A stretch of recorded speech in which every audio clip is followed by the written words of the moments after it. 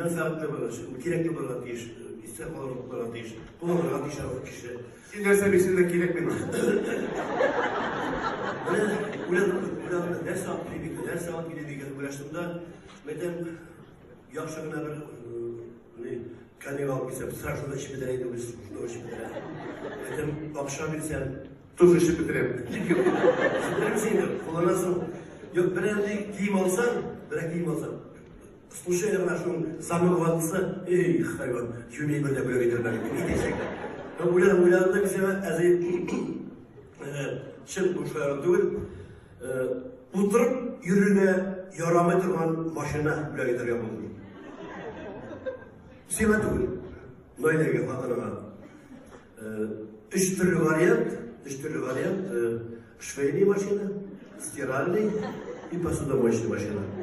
Qaysi bitirik, beyaz ise pekirmeyi, bu laf şunday olur, yani.